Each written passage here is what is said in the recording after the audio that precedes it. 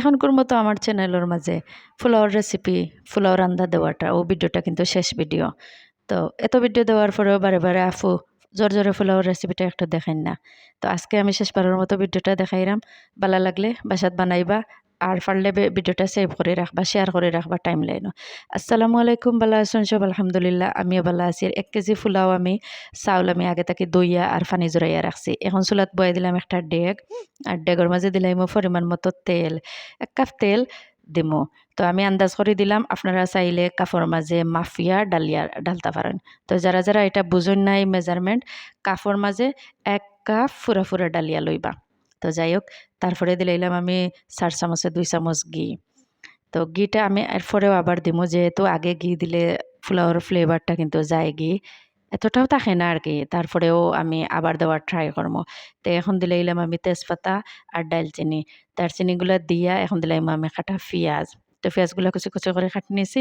এখন আমি বালা করে লাড়তে থাকবো, আর চুলার জালটা একটু মিডিয়াম রাখবো, আর নাই বেশি যদি ফ্লেমে পেঁয়াজ বাজি তাহলে পেঁয়াজ কিন্তু খালো হয়ে যায় গে। তো যখন ব্রাউন কালার হয়ে আইব, খুব সুন্দর একটা কালার আইছে দেখতে পাররা, ও কালার আইয়া হারলে এখন দিলাইবা চাউল।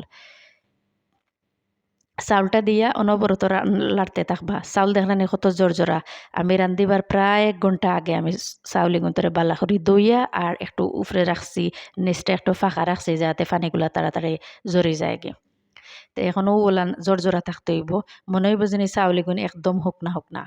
তো এখন আমি বাজতে থাকবো। আর যত সময় পর্যন্ত না চাউলের মাঝে একটা ফুটফুট শব্দ আইছে, অর্থাৎ বোঝা যাইব যে বাজা হয়ে গেছে, এমনিতেও বুঝতে পারবা ফুটফুট করে একটু আওয়াজ করে। তো এখন আমি বাজতে থাকমু। আর এর আগে আমি কিতা করলাম, 1 কেজি পোলাওর চাউলের লাগি আমি পরিমাণ মতো পানি আমি ফুটাই নিছি। অর্থাৎ আপনারা যারা বুঝইন না তারার ক্ষেত্রে আঙ্গুলটাকে তুড়া আঙ্গুল দিবা চাউলের মাঝে। তারপরে দেখবা যখন একটু উফরে, ১ দাগ উফরে, ১.৫ দাগ উফরে পানি, এতটুকু পরিমাণ আন্দাজ করে দিবা আরকি। তা আমি এটা বুঝি না যে 1 কেজি চাউলও 1 কেজি পানি, এটা দিলে কতটুকু চাউল ফুলাও এগুন জোরজোরে হইব না নরম হইব। তো আমি আমার আন্দাজ জেলা বানাই আরকি, আপনারা ওইলা বানাইবার লাগে কইরাম আমি ট্রাই করি, এরকম করে সবরে কইবার লাগে। আমি জেলান আরকি ট্রাই করি। তো এখন আমি দিলাইলাম ৩টা ৪টা কাঁচামরিচ, আর দেওয়া লাগবো আদা। তো অবশ্যই আদা বাটাটা দিবার ট্রাই করবা। পোলাওটা কিন্তু খুব বেশি মজা লাগে খাইতে। তে চাইলেই কেন গাজর কুচিও দিতে পারেন। আমি কিন্তু গাজর কুচি দিতাম না। আজকে আমার সাদা, একদম সাদা জর্জরে পোলাওর দরকার। আর এখন আমি কিতা করলাম, আবারও বালা করে লাড়িয়া উড়িয়া লবণও দিলাইলাম লগে। তো পরিমাণ মতো লবণ দিবা, বেশও নাই কমও নাই। বাত আর পোলাওর মাঝে লবণ তো বুঝরানি কিলা লাগে। তো এখন আমি পানি আর কি ফুটাই লাইছিলাম, আর ফুটাইয়া এবেলা দিলাইলাম। একদম ফুটাইল পানি দিবা। আস্তে আস্তে দিবা, নাইলে দুর্ঘটনা ঘটে যাইতো কি পারে। তো ফুটাইল পানি দেওয়ার ট্রাই করবা, যাতে দেওয়ার পরেও চাউলগুলা উতরানি উঠে যায়গে। এও দেখরানি। আর দিলাইছি আমি এবার পরিমাণ মতো একটু কম দিছি, আর দিলাম 1 কাপ দুধ।